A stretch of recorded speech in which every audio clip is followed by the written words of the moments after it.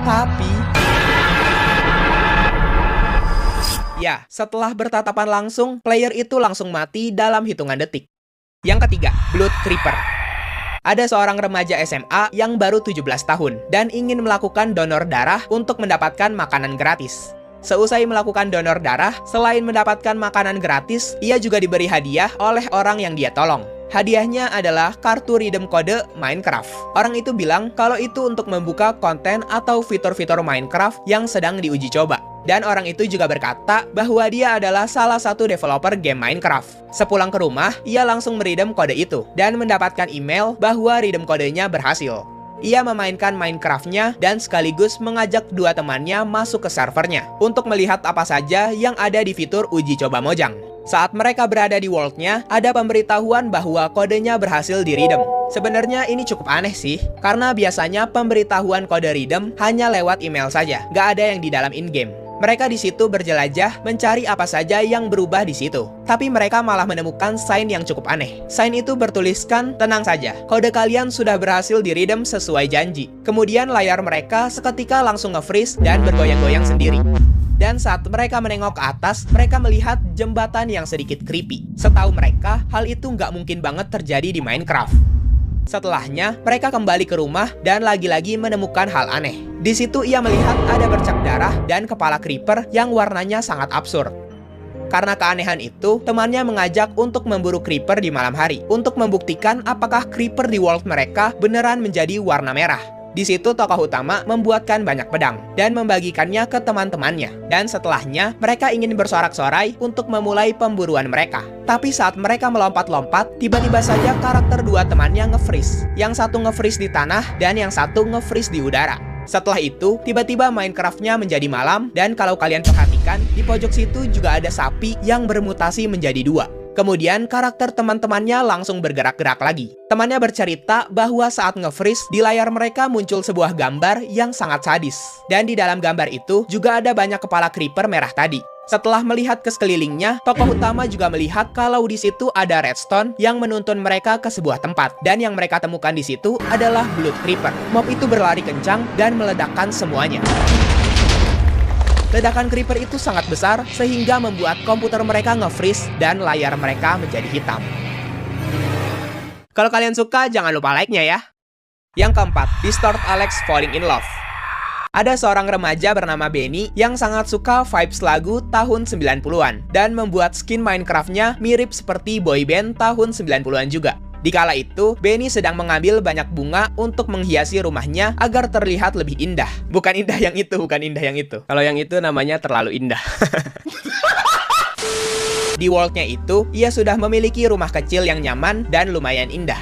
Saking pedenya, bahkan ia sampai menulis sign rumahku yang sangat keren. Ia membuat sign itu untuk menandakan di mana lokasi rumahnya. Takutnya sewaktu-waktu ia lupa arah jalan pulang. Kemudian, ia mengundang temannya ke server, tapi setelah join, temannya berkata bahwa dia besok ada ujian, sehingga tidak bisa mabar. Sore harinya, saat ia sedang ingin mining, ia menyadari sign di situ menjadi dua. Di sebelah sign-nya ada sign bertuliskan I love you. Temen gue jail banget dah. Di situ ia masih berpikir itu ulah temannya yang tadi sempat join ke servernya. Karena ia merasa sudah terlalu malam untuk mining, jadi ia memutuskan untuk kembali saja ke rumah untuk tidur dan mining besok paginya. Tapi saat sampai di rumah, ia lupa kalau semua wool-nya telah ia jadikan karpet. Jadinya mau nggak mau, ia harus gabut nunggu pagi hari. Saat sedang gabut jalan-jalan di dalam rumah, ia nggak sengaja melihat sosok player lain di servernya itu. Ia melihat-lihat ke sekitar rumahnya dan merasa ada yang aneh. Ia merasa seperti nggak ada hostile mob apapun di sekitar rumahnya. Atau lebih tepatnya, seperti nggak ada hostile mob yang berani mendekati rumahnya. Kemudian, saat kembali lagi ke rumah, ia melihat bagian rumahnya banyak yang terbakar. Tapi anehnya, apinya itu nggak bikin kayu-kayunya hangus kebakar. Dan di dalam rumahnya, ia juga menemukan sign bertuliskan, cintaku ke kamu layaknya api yang selalu membara. Bebekku sayang. Ia memadamkan api-api di sana, dan saat masuk ke rumah lagi, ia seperti melihat ada entity lain yang sedang memperhatikan wajahnya. Ia kemudian memberanikan diri untuk mencari entity itu, dan akhirnya berhasil menemukannya. Tapi anehnya, entity itu langsung kabur setelah menaruh sign. Ternyata isi sign di situ adalah, kamu ganteng banget sih, kapan-kapan kita ketemu lagi ya. Tapi sekarang aku pamit dulu, bye-bye. Sayangnya sudah 4 bulan berlalu, tapi Benny belum bertemu lagi dengan entity itu. Ini malah bukan serem ya, tapi kocak. Kocak gaming. Yang kelima, Max Ting. Ada 3 orang berkawan, James, Andre, dan Rick, yang bermain bersama di suatu server dan mulai main kejar-kejaran. Jadi di saat itu, Andre sudah mempunyai 3 diamond. Dan Andre membuat permainan kejar-kejaran yang berhasil menangkapnya duluan akan mendapatkan 3 diamond itu. Mereka bertiga main kejar-kejaran, dan yang berhasil menangkap Andre duluan adalah Rick. Jadi si Rick lah yang diberikan 3 diamond itu. Setelah main kejar-kejaran, mereka membagi tugas. James bertugas mencari sapi, Andre bertugas membangun bangunan baru, dan Rick bertugas mining. Saat James sedang membawa sapi untuk dibawa ke kandang, ia nggak sengaja melihat ada seorang player putih di lantai atas rumahnya. Ia langsung buru-buru memberitahu 2 temannya, dan mereka bergegas ke lantai atas. Tapi saat sampai di bagian jendela itu, mereka tidak menemukan siapapun, hanya kosong.